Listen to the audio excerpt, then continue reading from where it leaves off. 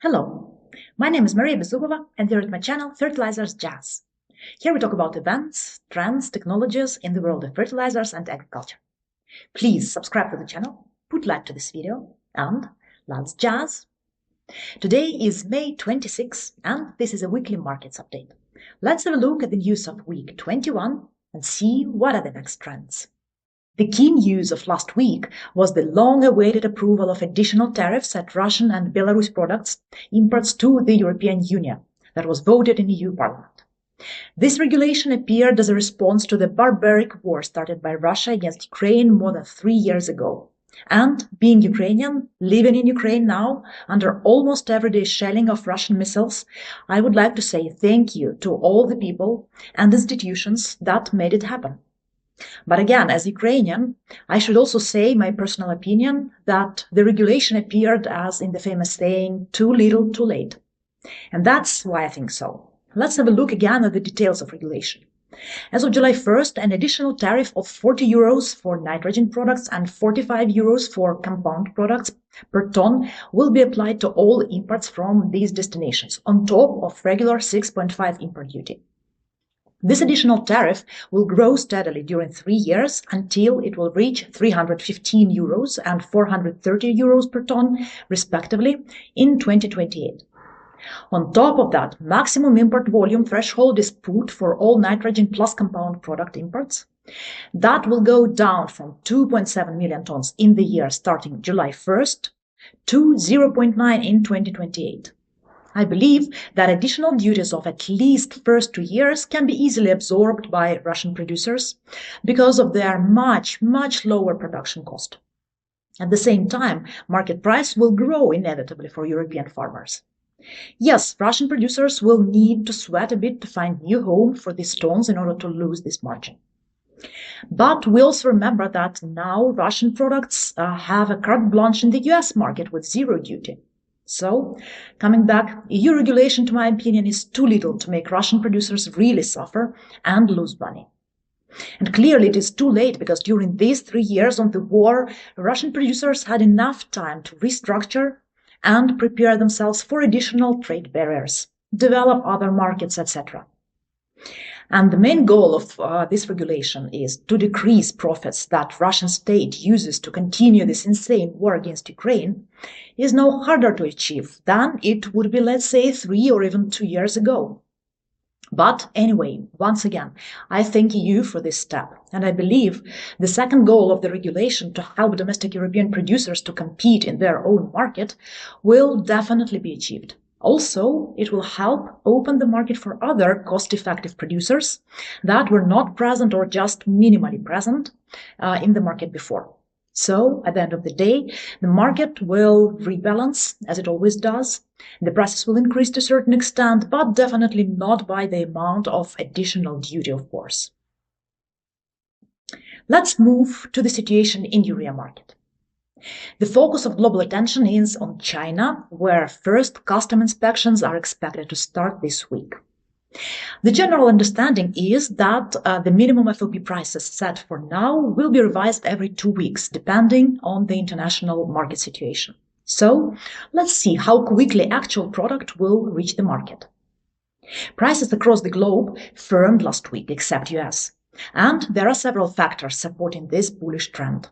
First, Egyptian producers started to shut down or significantly decrease production rates due to gas supply cuts related to regular problem of high temperatures and increasing household consumption.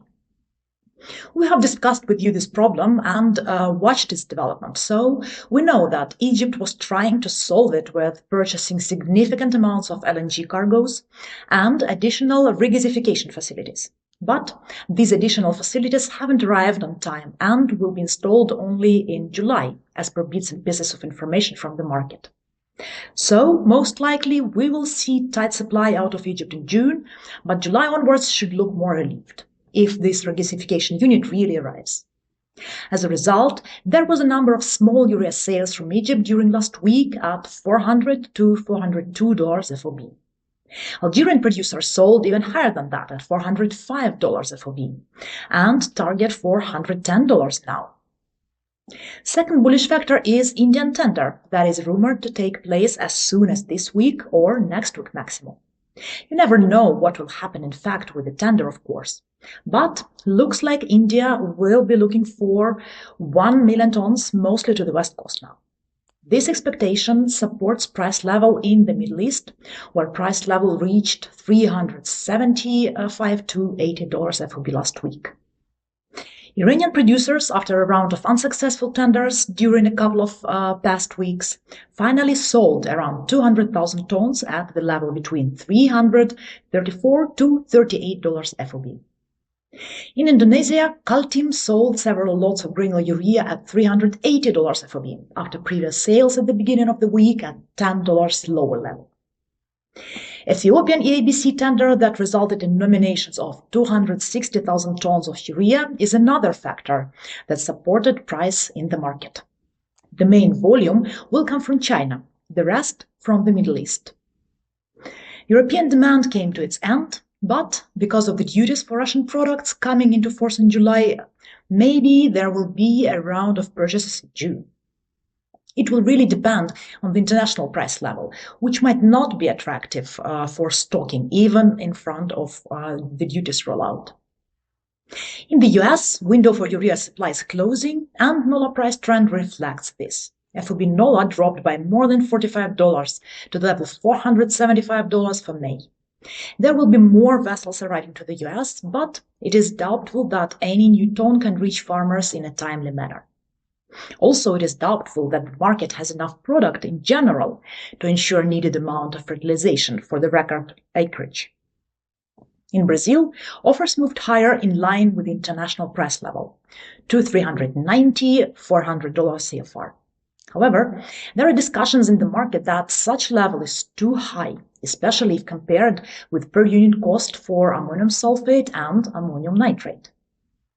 Main nitrogen purchasing season is still a month away, so we will watch how affordability will influence purchases of urea versus other nitrogen products. Paper values corrected upwards for all benchmarks except US. Egypt FOB future price for June and July increased by $15, may remain largely unchanged. Arab Gulf FOB future price for May increased by $10 to the average of $385, and by almost $20 for June and July. Brazil CFR for June and July also increased by $8, reaching $393 average for July. NOLA FOB value continued its downward rally, losing another $10 for June. July level remained unchanged for now. In ammonium sulfate segment, prices out of China softened, standard copper product indicated at $150 to $55 FOB. China exported 5.3 million tons this year, which is 33% more versus a year ago. And it is expected that production and exports continue to be strong in further months. This expectation weighed on the market sentiment, and price in Brazil softened last week by almost $10 to $180 CFR. If this trend continues, urea will become more and more uncompetitive versus sulfate, so we might see more substitution in the Brazilian market. In Europe, there are little movements due to off-season, though a 40,000 tons vessel with Chinese product is expected in Constanța in June, as a preparation kickoff for the new season. In the US, the application window comes to its end, so no new imports will be needed. Meantime, domestic stocks are depleting as the season rolls out. In India, SmartChem has countered suppliers who participated in its latest tender for 25,000 tons of standard product at the level of at least $10 lower versus current Chinese FOB level. So no deal was done. The nitrates market is firming. Price announcement for June delivery from Yara and LAT nitrogen in Europe, the first was accepted badly by the buyers, who indicated that price level is too high for stocking. However, within a week, June quota was sold out. Thus, last week, both Yara and LAT announced new pricing for July delivery, which is €10 higher for nitrate and CAN. Other suppliers are expected to follow pricing of Yara. Currently, demand for CIN is vivid only in Germany, while other European markets move into off-season mode. In Baltics, prices firmed to $225 FOB amid strong demand from Brazil. Taking into account significant difference on per unit basis between nitrate and urea price, Brazilian buyers are actively purchasing nitrate.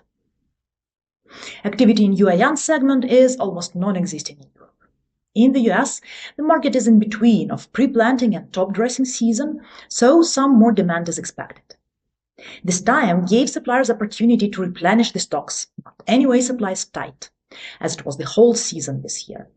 Prices are stable both at FOB and inland.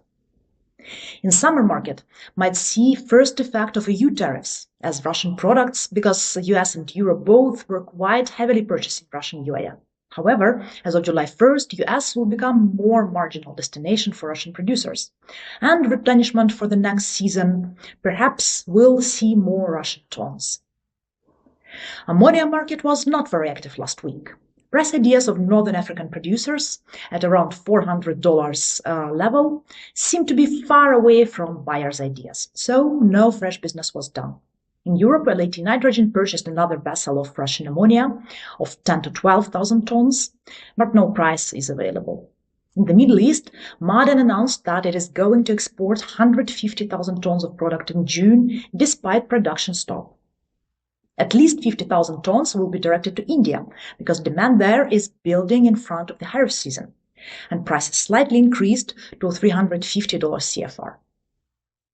In the US, there was again no new business registered. In general, market is waiting further guidance from the Tampa deal. We will know the outcome next week.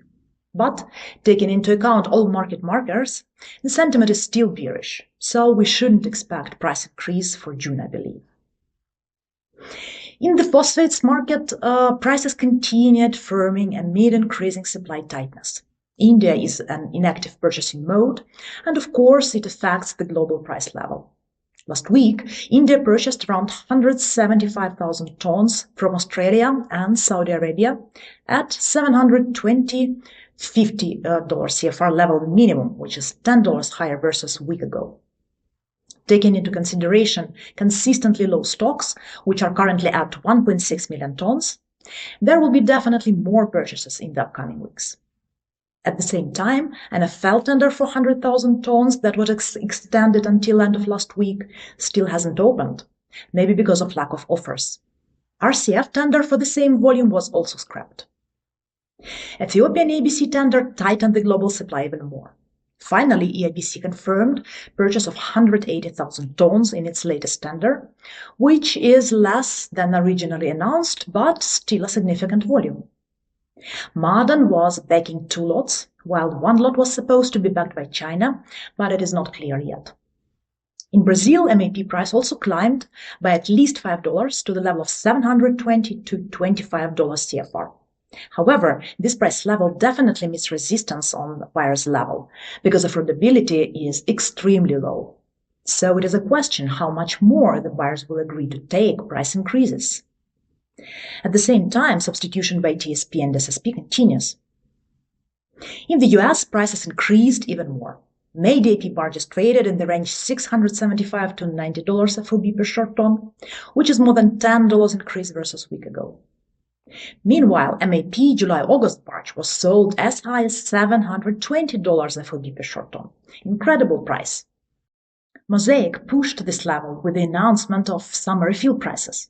It is clear that the record corn acreage will demand significant fertilization before the next season. However, the question is the same as for Brazil, to which limit sellers can push buyers until the demand will really collapse. In Europe, the market is digesting the tariff for Russian fertilizers use, but at the moment there are no actual movements due to off-season. Definitely behind the scene, there are discussions about import flows from other locations that need to start flowing at decent price level. So maybe we will see some additional regulations coming soon that will make this transfer from dumped Russian fertilizers to other origins smoother. Clearly, the key driver of this bullish trend is China staying away from the international market. After announcing export policy last week, there is still no custom inspection started. Also, there is discussion that potentially China might grant additional quota on top of original 3 to 3.5 million tons after September, if domestic Chinese phosphate demand is covered and prices stay low. So, tension in the global supply chain should start coming down somewhere in July, theoretically, if Chinese exports proceed as expected now. Current price indication for DAP at FOB China is $690 to $700. Moving to the fundamentals. European natural gas futures increased to the level 36 euros per megawatt hour. Prices remain supported by ongoing maintenance work in Norway, especially the extended outage at the key Troll field, which has added uncertainty to the supply flows. Overall, Norwegian exports remain disrupted. EU gas storage levels are at 45% capacity, well below 68% in the same time last year. Meanwhile, some LNG shipments have been redirected from Asia amid weak demand, though emerging buyers like Thailand, Vietnam, and the Philippines may soon absorb more supply. At the same time, geopolitical tensions persist, and hopes for a quick Ukraine-Russia peace deal fade. US natural gas futures hovered near $3.3 per MMBtu. The Energy Information Administration reported a significant injection to the storages due to mild weather conditions that brought total gas amount in storage at the level 12% lower versus a year ago, but 4% above the 5-year norm. Meanwhile, LNG export volumes dipped from record levels of April amid maintenance at several LNG facilities. Domestic output also slipped due to pipeline maintenance. Looking ahead, expectations of stronger demand from rising summer temperatures in June may lend support to prices. Agricultural commodities future prices rebounded from the lows of last week. Wheat futures markets closed higher this week at the level of $5.44 per bushel, supported by a weaker dollar and technical short covering. Slightly lower crop conditions this week supported prices, but continued moisture in key wheat regions tempered the impact. Rainfall in the US southern plains is expected to enhance prospects for the hard red winter wheat crop, while precipitation in northern areas will benefit early spring wheat development. Similarly, showers in western Ukraine are improving soil moisture, with additional rainfall forecast for eastern Ukraine this week. Production of Russian 2025 wheat was also increased by Sovcom by 1.2 million tons on improved weather conditions. At the same time, escalating trade tensions following President Trump's proposal with 50% tariff on EU goods weighed on market sentiment at the end of the week. Corn futures climbed back above $4.5 per bushel as demand-side resilience and emerging supply risks outweighed the bearish pressure from abundant acreage and record yield forecasts. While latest WSDE report raised US planted acreage and projected record harvest, demand strengthened notably in mid-May. Weekly export sales and shipments surged by over 30% as buyers rushed to secure supplies ahead of potential US tariffs set to take effect on July 1st. Meanwhile, South American producers continue to grapple with logistical hurdles, and Argentina's crop outlook remains uncertain, curbing global availability. Adding to the bullish undertone, the market enters the seasonal window for crop weather volatility, with planting advancing rapidly, leaving room for further upside risk. Soybean futures rebounded slightly in the course of last week, but at the end of the week dropped again to the level of $10.6 per bushel, amid renewed trade concerns over potential US tariffs on European Union goods. Prices were further pressured by a slowdown in EU crop export bookings, rising competition from Brazil and Argentina, and rumors that the budget bill passed by the House might include biofuels mandates unfavorable to the industry, that we already discussed a week ago. All in all, sentiment remains uncertain, so markets nervously react to any news. Moving to the shipping industry. Containerized freight index gained another 100 points last week, and there are several reasons for that. First, port congestions across key northern European hubs, as well as US and China hubs, is intensifying. In Antwerp, operations were further strained by a nationwide strike, which temporarily disrupted vessel traffic. Port delays are stretching transit times, disrupting inventory planning, and pushing shippers to carry extra stock.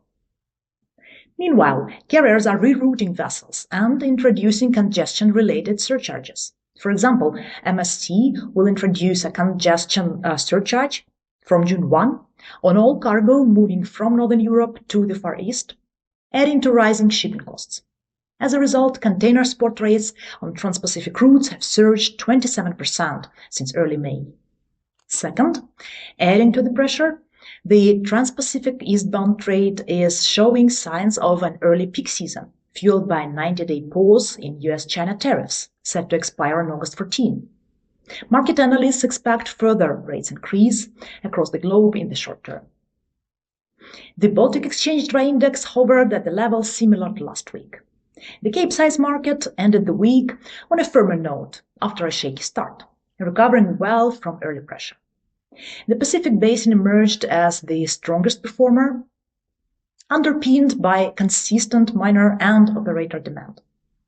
For the Panamax market, it was another softer week, as owners felt the recent pressure continue across all basins. Owners' resistance was hard to find with early tonnage and ballaster tonnage continuing to discount. For Ultra Supermax segment, the week started off certainly from the Atlantic on a slightly more positive note. But as the week closed, some of this sentiment had eroded. Support was seen from the US Gulf, while the South Atlantic was finely balanced, and the continent Mediterranean as well as Asian arena were positional. For Handysize segment, it was generally a positive week, with freight rates increasing across most loading areas. So, all in all, it was not a bad week for shipping. To sum up, long-awaited regulation for additional tariffs to be applied to Russian and Belarus fertilizers was adopted last week and will come in force as of July 1. It will change the trade flows to a certain extent, market prices will increase at least in the short term, before the market rebalances itself, and will definitely meet critics and resistance from European farmers. But I hope and believe that this regulation, despite coming too late, will help to limit profits of Russian state that continues its barbaric war against Ukraine for more than 3 years now, and also, of course, will help European fertilizers producers. Apart from that, urea market prices firmed last week, supported by several bullish factors, like Indian tender announcement that is expected very soon, Egypt producer stoppages because of gas supply issues, Ethiopian ABC confirming significant amount in the latest tender. Prices increased everywhere across the globe except the US, where market is quickly losing steam because purchase window is closed. China continued to be in the focus of global attention. Custom inspections for urea are expected to start this week, so market is eagerly watching how China will return to the global scene. Phosphates market continued to be bullish, with prices increasing across the globe, driven by extremely tight supply. Again, Chinese product is very much awaited in the market, but custom inspections for phosphates haven't started yet. Affordability is at its lowest level in many years, which inevitably will result in demand deterioration, and first signs appear in many markets already. Gas price in Europe increased amid supply hiccups in Norway, while in the US, price remained largely unchanged. Agricultural commodities future prices climbed amid supply concerns in certain regions that outweighed bullish expectations in the recent May WSD report. Container shipping prices continued climbing due to massive port congestions around the world that result in containers' capacity decrease. Bulk shipping activity was positive across segments and basins last week. So, let's see what is next around the corner. But it will be already next week. Thank you for watching. Please subscribe to the channel, put like to this video, push the bell in order not to miss any updates, and see you soon.